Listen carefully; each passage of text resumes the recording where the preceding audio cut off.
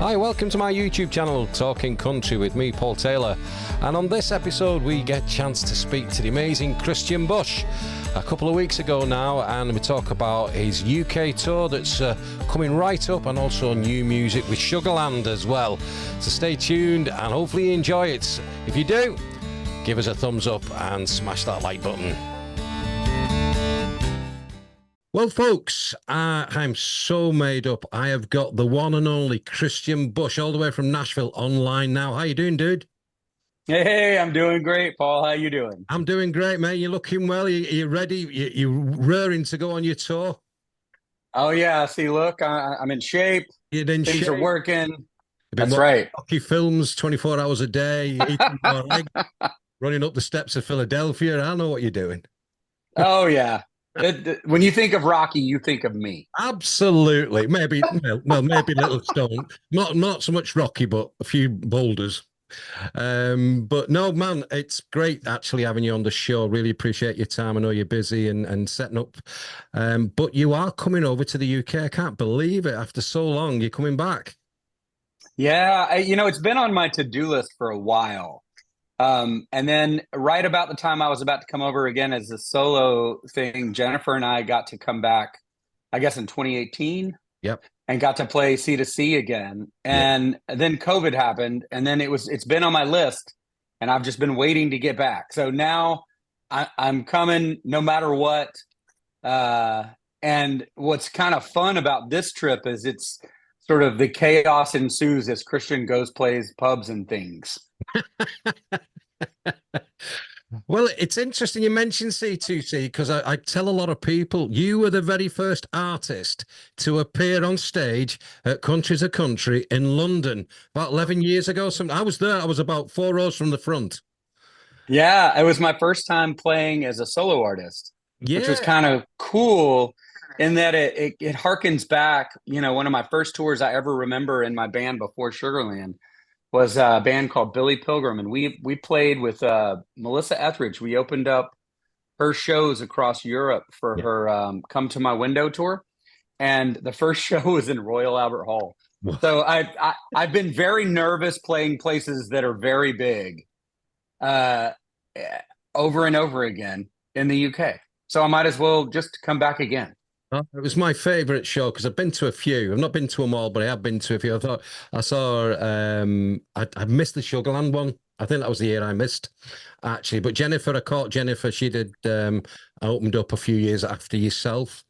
That's right. But I loved that first year because a friend of mine, several months before, he come up to me and he knows I was a big Vince Gill fan, and he said, "Are you going watching Vince Gill?" And I was like a man possessed. Where? When? He said, the O2 in London. He said, "Have you got the O2 app?" I went, "Yeah." So like on the Wednesday, I'm like, purely and simply to watch Vince Gill. Yeah. Never seen him before, and I'm just a huge fan. And then suddenly you came on, I went, oh, that's the guy from Sugarland. Oh, man. And then Little Big Town come on, which obviously there's a strong link between you and Little Big Town in a little while. And I just fell in love with Tim McGraw. I just thought Tim McGraw's performance was just phenomenal, So that entire show, I only did the one day because on the Sunday I've been a singer a long time as well, and I did some shows on the South Coast. So we only went for the one day, and it was like $50. Yeah. 4 rows from the front. Now it's about $500, but I just enjoyed it, man. I've been a huge fan of you ever since, I love it. Had you seen country music in an arena before that? Yeah. Okay. But it was interesting, that particular one. I was outside the hotel, not far from the peninsula there at the O2. And she was all suited and booted. And I just said to her, I said, "Oh, you obviously you're going to go to Countries and Country." She said, "Yeah, I don't know much about country music. I'm here with my boyfriend. He loves it. We're going to go." I said, "Today you will see how big country music is." And then later on, I went in the bar and she's there. And she went, "Oh my God." And then 12 years later, it's got bigger and bigger. And man, you'd be surprised coming back over here, the enormity of country music from when you were last here. Wow, I'm really excited about it, actually. I because I also produce a lot of new artists. I'm really curious to hear talent that that are from the UK that are innovating country music. Well, the main one is a great friend of mine, very close friend of mine, Gary Quinn, who you're touring with. Oh yeah. There's nobody better in the UK than Gary, because Gary, as you know, he's always been at the pinnacle of UK country for many, many years. And I've watched his career from him playing in a little gazebo in a festival back in the day, and became great friends, and we help each other out. And I do a lot of media stuff when he does the Buckland Boots festivals and stuff. And he what I like about him with his songwriting talent, he opens up and says, I want to write with you guys, when you do the awards, because I have a lot to do with the British Country Music Association over here, and he's always winning the accolades, but he always says, I'll co-write with everybody. I'll give you, and he'll always have time for people. So he's the top dude to tour with. Well, I love that, because that is the culture. Is it's yours, mine, and ours, or all boats rise with the tide. Yeah. Because life has its ups and downs in it, and a lot of times, people in country music, they aren't as competitive as they are maybe in your mind. Mm. Because we're all doing the same impossible dream. It is. So it's interesting when people say overnight success, and it's like you've been probably in Nashville for 10, 12 years at that point, even 15 years, and then you'd sort of have a hit, and then they go, oh, overnight sensation. Well, it's like I always say, it's like an iceberg. The tip is what you see, but all the foundation is miles and miles below the water, isn't it, really? So, and yourself included, I mean, you've diversified into musicals, I say, producing other artists as well. So you've got to keep it relevant, haven't you? yeah, well, I mean, it just depends. People are, in it for different reasons. I just happen to be so in love with just making things. I love it. I love what it feels like when I do it. It feels like maybe what a person feels like when they build a wall, out of stone, and they say, oh my gosh, that's what I did. See that thing over there? I feel good. Now I feel like me. I was born to do this. This is what yeah. That's what it feels like every morning for me. You can tell, and it's interesting. I love doing interviews, if not in person, but face to face on Zoom, because you can tell by a person's eyes that the passion they've got and at what stage they are in their career. If I look at you now, I think you've just launched your career, because it's true. It feels like that almost every day. It's either that or that coffee is really strong, you know? Well, one of the things I try to keep going is even if I have a very successful band, Yeah. I want to start something. I want to always remember what it feels like to be at the very beginning, because there is something very humbling about playing for 2, 3, 4 people, playing the best show you possibly can, because I actually know that same muscle you'll use in an arena. And so I have 2 or 3 new bands that I'm in right now. I have, and at the same time, I'm coming over to play the UK, and I'm playing some pubs. And then, a couple of weeks later, I'm playing in arenas that are like 20,000 people, it doesn't change my attitude towards the show. It reminds me how important the listener is. Yeah. I think you're absolutely nailed it on. I mean, like I said, Little Big Town, obviously Sugarland, you're going to go on tour, both celebrating like 25 years and 20 years respectively. Little Big Town, was it last year or year before? I think it might be 2 years now. They played with the Eagles here at Anfield. I live very close to Liverpool and a little bit more towards Manchester. But and Liverpool's my football team. I think it's a no-brainer. Got the Eagles, got Little Big Town, and it's my ground. Going. But I've always followed Little Big Town since C2C. I've seen them a lot of times, and they just keep. You can't believe it's been going like 25 years. And like I said, with the iceberg thing, I've known them for like 10 years, 12 years. But 8 years prior to that, they were still trying to chip away, similar to you guys as well. You're chipping away, playing the honky tonks, playing the dive bars and all that kind of thing. One of the venues you are playing over here in Liverpool is Liverpool Philharmonic Hall. That's right. Unfortunately, I can't make that because I run a venue here in St. Helens where I live, which is, I say, 15 miles away. And I said to Gary, can Kristian come and do a venue, my venue, please? And he said, oh, there's no time. I said, oh, damn. But I might be able to, I think I will be able to make the Night and Day in Manchester, Oh, okay, good. which is a brilliant venue. I don't think you've been there before, but I have not. Joe Nichols played there some years ago. And it was unbelievable because the month before, you're talking about the stadium thing, it just opened up for Garth Brooks the month before. Oh, that's awesome. I said to him, "Any difference, dude?" He went, "Oh, just a bit." But he said the vibe is still the same, like you said. Whether it's a big arena, you make it into your own sort of cozy vibe, don't you? Really.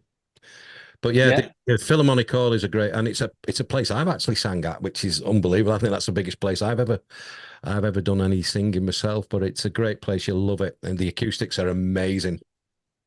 Oh, I can't wait. I truly can't wait. I'm bringing my brother over Yeah. with me on this tour. And uh, for people who don't know, you should look my brother up. His name's Cristian Bush. And Brandon was in the rock band Train for a long time Was he? while I was in Sugarland. Yeah.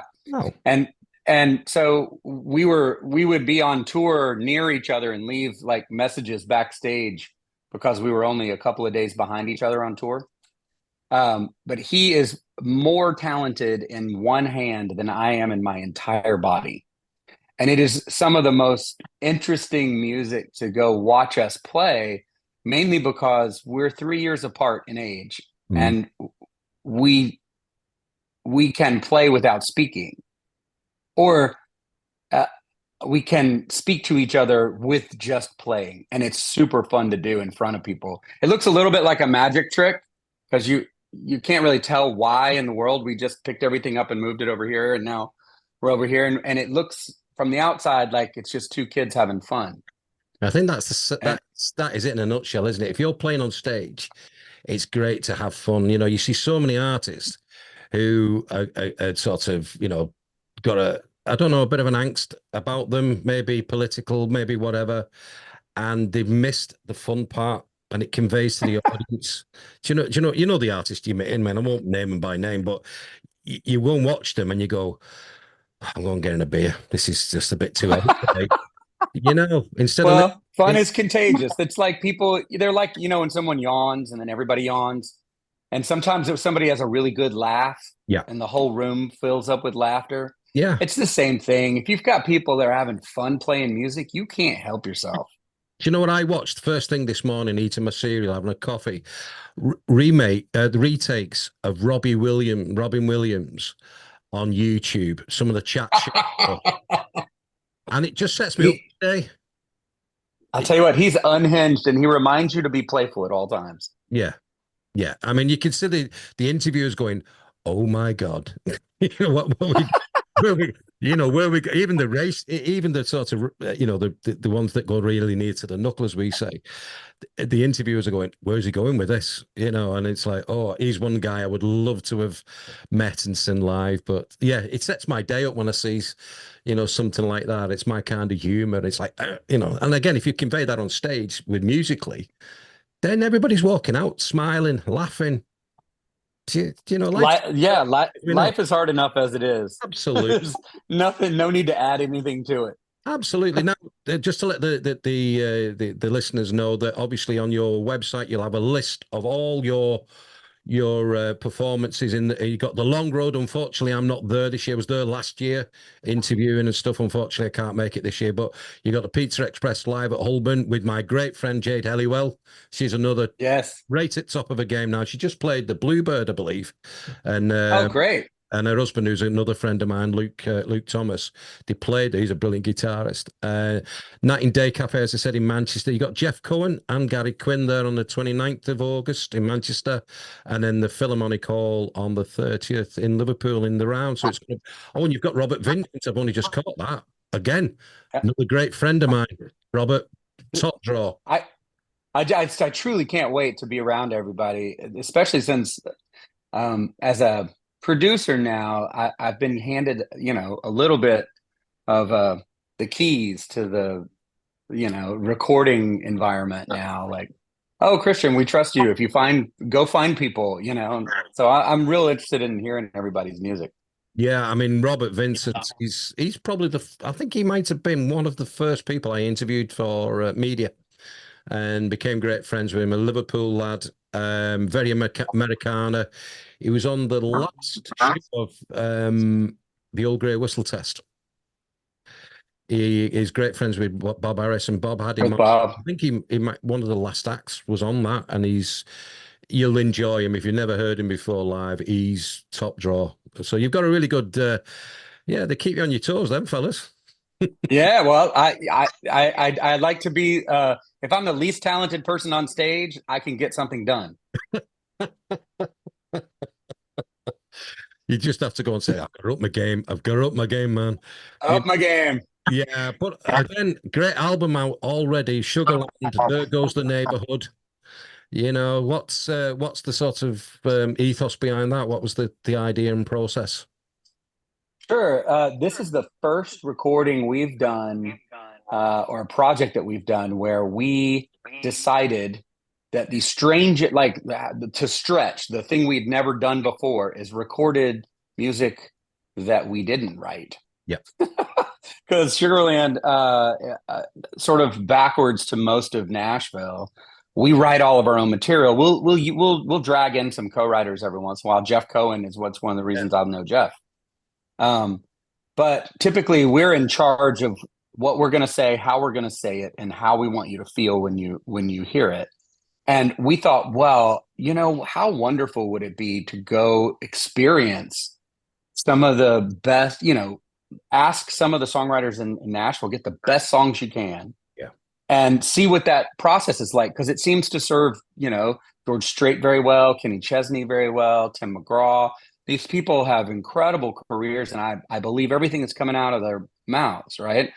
And I always thought that skill was kind of magic to me. yeah. I didn't understand it. I understood what it felt like to play a cover song, but not really birth a song and make the definitive version of it. So we did that, and there was a little bit of a secondary sort of communication. I was trying to experiment. At the time, they were talking about there were less female voices on country music radio, and one of the excuses that was kind of being passed around is that there weren't enough songs, good songs for women to sing in country radio. That was the reason that they weren't on the radio, and I wanted to find out if that was true.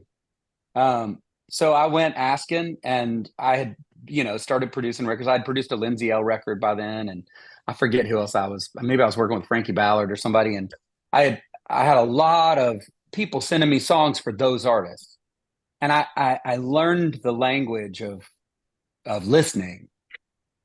And what I loved about it is what I found and what I could do with sort of the skill that Jennifer and I have and the language that we have between us, yeah, on how we want to move a song from its birth into a recording.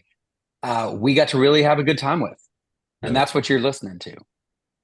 No, it's amazing, and like I said, it's your art, and it's encompassing other people's art as well to make it your own, isn't it? And it's such a great thing to. That's why I think country music genre. It's a multi-genre, really, isn't it? Country music right now appeals to all people, and that's the reason why. Because at the forefront is it tells a story, and people convey that in their own way. You know, yep. Different to different people. If they get a song by a songwriter, they convey it in a different way, and it suits them. But what I like about it already is the fact that it's not a conveyor type of album. Do you know what I mean? Because obviously, if you're in the top 10, you remain in the top 10, and people churn out certain songs at some point. You go, right, okay, it's the same. Have you got a bottle of whiskey? Yeah. Have you got a tailgate? Yeah. Have you got a long neck in your Okay. Have you burnt a bridge? Yeah. Okay. There you go. That's your song. You know what I mean? Yeah, Sugarland is not your typical. We don't like to repeat ourselves often, because we work really hard at getting the first one to be the best one we can make. Yeah, and then once we've told that story, learn how to tell others. I mean, humans consume stories at an incredible rate. Like Yeah. the amount of television I watch, I mean, even British television, like I'm obsessed. So I'm like, how in the world did I go through all 27 seasons of Silent Witness? How did that happen? There's no good reason why I should be doing that. Why am I catching jokes that are 6 years long? You know, like the guy, there's no way. But I am, which means as a creator, I also have to have that attitude, which is if you discover Sugarland right now, because you're about to hear, say, There Goes the Neighborhood on the radio, and you go, I have no idea what that is, but I love it. Yeah. When you dive into it, I want you to have the richest experience you can have as you go. Brilliant. Listening. Brilliant. And it's nice to have that where, like I said, sometimes it's a churn out stuff, and you lose the quality a little bit. And it's interesting. I said to one of my the gang of lads who we go round with, and we said we should do like a bingo thing for like a bingo lingo. How many times whiskey's mentioned, when whiskey's mentioned in the top, That's funny. you know? But like I said, there's music for everybody and it covers every genre. Like you said, you've got your honky tonk country, you got your old country, you got your 90s vibe, you know, you got your Americana, you've got your, which I call coffee shop country, which you could be in, Oh, okay. I like that. you know, you're in Starbucks and you can hear like a bit of an acoustic thing going on, not knowing it's country, but it is, you know, it's that blends, Yep. pardon the pun, it blends in with everybody, you know, and I think that's what country music is right now. And all power to it, you know. There's room for It's everybody. supposed, yeah, it's supposed to be the music of the people. So it's supposed to change if people change. Yeah. And it's interesting, all the people who used to snigger at country music now are buying the pink hats and going to Shania Twain, you know, concerts and stuff. The only thing when I'm running an event and if I'm DJing as well, I'll always say this is a Beyonce free zone. If you ask for Beyonce, you'll be escorted off the premises forthwith. That's the only thing I say, you know, but it's quite funny because I was doing a show at an event the other day and I was doing the sound and this young girl, she's a brilliant singer doing all the covers, and she knew what I said about Beyonce. She sang the Beyonce country song. I had my finger over the mute button and I was like, and I let her go with that, but then I didn't want to ruin a show, like, you know, but like I said, it's appealing to everybody. And if it's right now, I don't think it's been as popular as it ever has been. You know, That's fun. and I mean that by you go to the concerts, the younger people are coming through now. You know, Sure. anybody who's doing a tour now, they're going for bigger venues now because they know they can fill them, you know, and you've got artists like the John Pardy coming over, playing smaller venues, Little Big Town playing smaller venues, you know, and it's packing, you know, they're having to change the venue because they're sold out within seconds. It's at that vibe right now, you know, which is cool, you know. It's But exciting. so okay, you've got all these things up in the air. What's next? Oh, that's a good question. Um, let's see. There's a couple of things that are happening right now that are boiling up. Uh, as soon like the day after I get back from this UK tour, uh, I'm playing in Atlanta with my 90s band, Billy Pilgrim, Well, at the Buckhead Theater, which is like our big theater, which means that somehow people have remembered and they're all coming out. oh, So that band is starting to move up again. We just debuted at the Opry in March, oh, and it was wonderful to watch people in the audience who recognize me and know me and have heard me, and also heard Sugarland. And I say, hey, before there was a Sugarland, there was Billy Pilgrim's my friend Andrew. He's a great singer, great writer, and we're going to play you a couple songs. And I just watched people's jaws kind of hit the ground. And I'd featured a couple of Billy Pilgrim songs, maybe on my solo records, like on the 52 record. I put a couple songs on that last one. So people could get an idea of what this kind of really interesting, it was one of our fortes was our harmony. So it was very Everly Brothers and yeah, what it was doing, but it was very forward in that it was like Tom Petty kind of music. And which also is very country, by the way. yeah. Uh, so that's happening. I'm starting. I have some more production that I'm working on. I'm working on. I think I'm working on Runaway June pretty soon. Those three ladies. and Megan Maroney goes back in for another record. We start maybe in December, Yeah, she's over here. January. She's touring over here. She's coming over on tour, yeah. And so I mean, there's a lot of work there. And then we were just in New York a couple of days ago, Jennifer and I, in Little Big Town playing on television. And the Billboard interviewer asked us if we were going to be making new music. And Jennifer just kind of looked at me across the, because the interviewer was on the phone. She couldn't see us. And she was like, giving me the eyes. And I was like, we probably shouldn't say yes. But she was looking at me like, hey, if you want to make something, let's make something. Brilliant. And so yeah, it seems like next year's going to be busy, and hopefully, well, pretty predictably, very creative. And I know I have some solo music coming, and I'm currently experimenting with where country music and reggae intersect. I saw that. Yeah, there is I'll tell you a quick story about that. There's a place in Bradford in Yorkshire that used to run like an old Western kind of club, and I'd gotten down there. It was a sunny day. I go down early to set up, just to chill out, and I'm sat there and I'm listening. There's a bit of a bass line coming through the walls. I'm going, that melody line, that's familiar. That's Vince Gill kind of song. So I walked into this room and there was these speakers as big as a ceiling. And these Rastafarians are playing a reggae version of a Vince Gill song. Don't Let Our Love Start Slipping Away, but with a... And these guys were on the spliffs, they were having it. And I'm sat there, what? And he said, do you want to split? And I said, no, I've got to go on stage in a bit. And we're just chilling. I hadn't a clue what they were talking about, but they loved life. They loved the music. I said, this is Vince Gill. This is a Vince Gill song. And they're going, well, man, I'm going, it was the surrealest thing I've ever been privy to. But it just shows you it can correlate. It is. I think the thing that's really interesting to me is, I grew up as a kid in the mountains of East Tennessee listening to bluegrass music. And there was an AM station that had country music.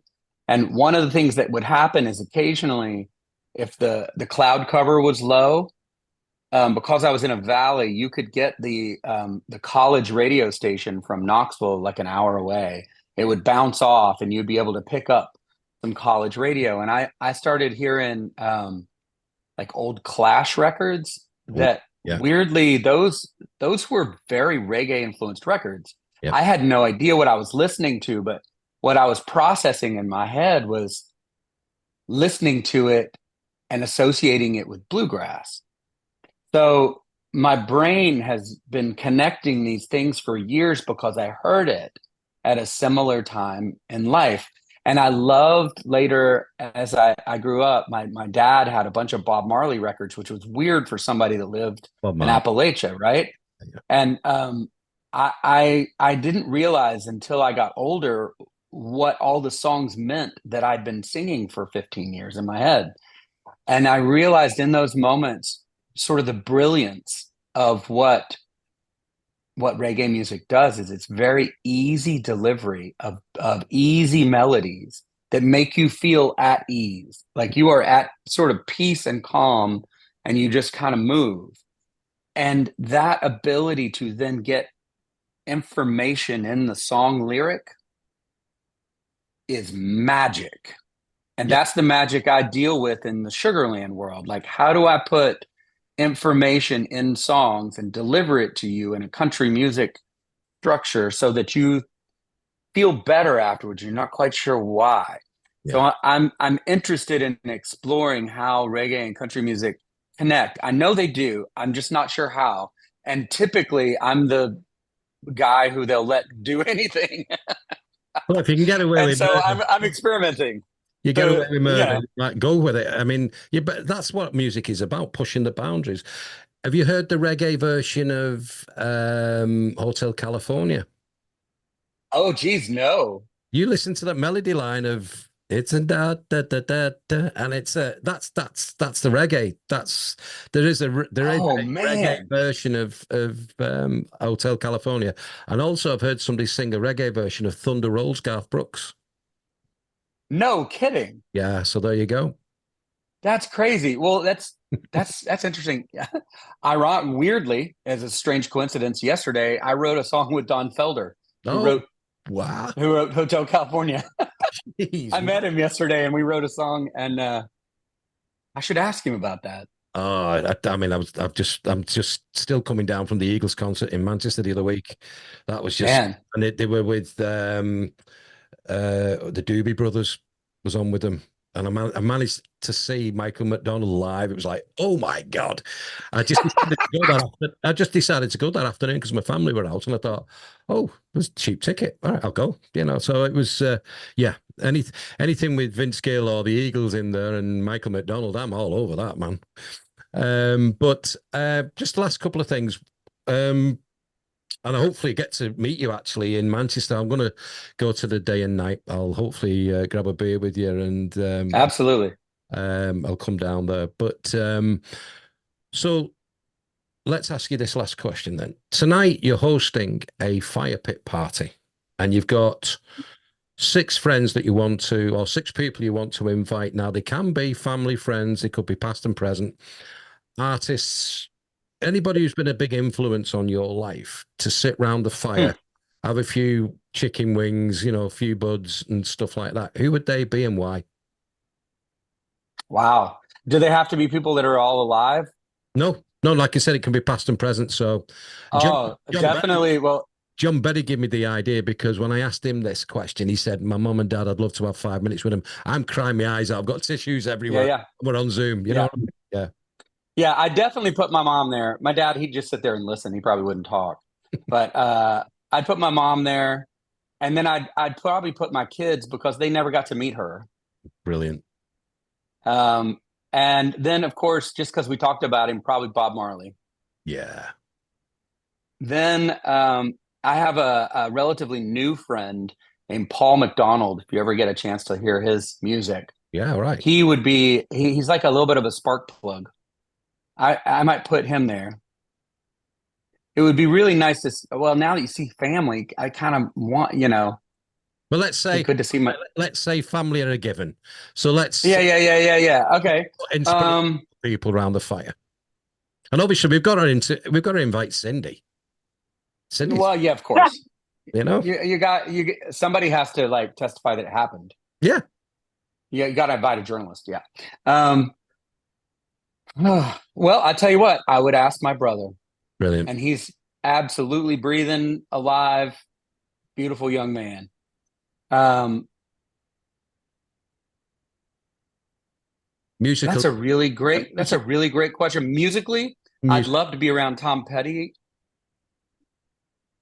I'll tell you this, just because it's totally selfish, I did not get to meet Jimmy Buffett before he passed. Oh And man. I had a lot of questions for him because it turned out that I was going over some ground that he had already gone over, like how to manage having a musical and also a career, and also like all these different things that he was able to manage somehow in his life. And I know that it wasn't like, there's got to be some sort of like mantra secret that he had to just stay chill and stay in it and don't question and just keep walking. And One cool dude. Yeah. I could I'd put people around that fire to give me some advice, and then probably all of us would sit around and listen to Bob Marley sing.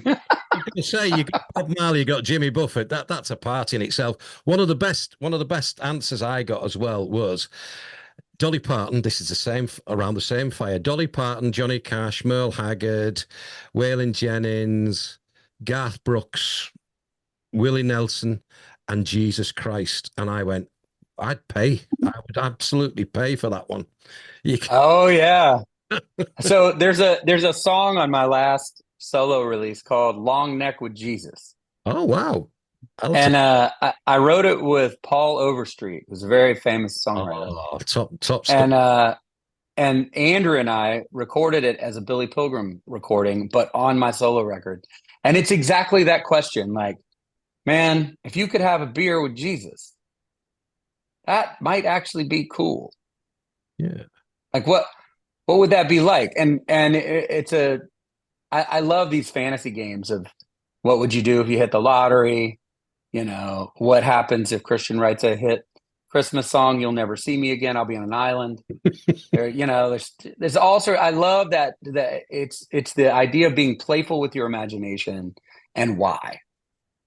I've often said that if we win the lottery, and like I've said to my daughters and my friends and that, they said if you get a strange number on your phone that's like from overseas, it might be me because I've won the lottery and I've buggered off to an island somewhere. I'm done. Adios amigos. Done. So don't ban the call. It might be me just saying hi, come over. But Kristian, it's been an absolute pleasure. Thank you so much for spending the time with us. I know you've got a busy schedule ahead, and I can't wait to see your performance in a couple of weeks. And like I say, hopefully grab a beer. And like I said, it's got a great tour ahead of you. And like I say, with Sugarland as well, it's all going great. And fair play to you. You've worked hard. Now it's time to reap the rewards, my friend. Oh, thank you, Paul, and thanks for constantly turning people onto my music. It's a joy to be able to do this, but we can't do it without people like you who spread the word. No, I appreciate that. And thank you so much to Cindy as well for reaching out as well. I really appreciate that. And have a great day and a safe journey on your tour. Thank you, sir.